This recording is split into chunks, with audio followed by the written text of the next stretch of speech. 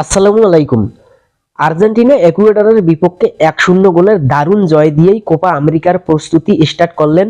ম্যাচের 40 মিনিটে একমাত্র গোলটি অ্যাঞ্জেল ডি মারিয়ার। তবে আমাকে যদি প্রশ্ন করেন যে আর্জেন্টিনার জয়ের নায়ক আসলে কে, হয়তো অনেকে বলবেন ডি মারিয়া, তবে আজকে ম্যাচের নায়ক আসলে রোমেরো। কেন বললাম এই কথা, সেটার উত্তর ক্লিপটিতে ভালো করে লক্ষ্য করলে পুরোপুরি বোঝা সম্ভব।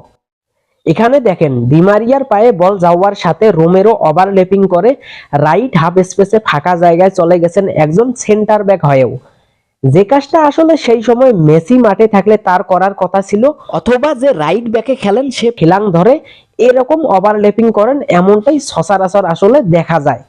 তবে সে কাজটা আজ রোমেরো করেছেন এবং ডি পলের দারুণ থ্রু রিসিভ করে অসাধারণ দক্ষতায় একজন প্রপার প্লে মেকারের মতো বলটা দি মারিয়াকে বাড়িয়েছেন। আর দি মারিয়া এমন বল পেলে তো চোখ বুঝেই ক্লিনিক্যাল ফিনিশ করবেনই। এছাড়াও এই ম্যাচে রোমেরোর মেইন ডিউটিতেও কোনো গ্যাপ ছিল না।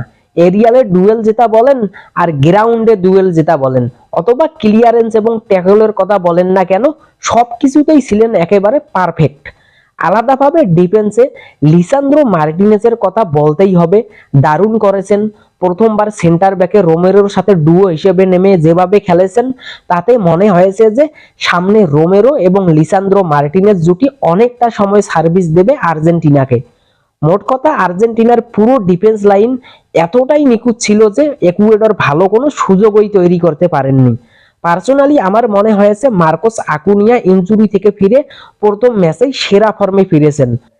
আর্জেন্টিনার মিডফিল্ড নিয়ে তো প্রশ্ন তোলার কোনো সুযোগই নেই। পারদেস, লো সেলসো, দ্বিপল একেবারে অনবদ্য পারফরমেন্স করেছেন, আর পালাসিওসকে আরো একটু বেশি টাইম দেওয়া যেত। তবে আর্জেন্টিনার মেইন প্রবলেম ছিল ফিনিশিংয়ে। মিডে এত ভালো প্রোগ্রেসিং করার পরেও আলভারেজ, লাউতারো মার্টিনেজেরা খুব বেশি চান্স ক্রিয়েট করতে পারেননি, এতে দ্বিমত করার সুযোগ নেই। বদলি নেমে মেসি রিস্ক নেননি, অথবা তেমন কিছুই করতে পারেননি আজ।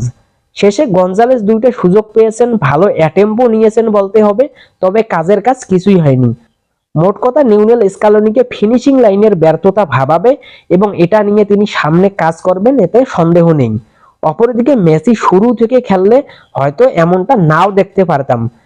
আর আজকে প্লেয়িং টাইম না পাওয়া গার্নাচো সামনে গুয়াতামালার বিপক্ষে প্লেয়িং টাইম পাবেন সম্ভবত।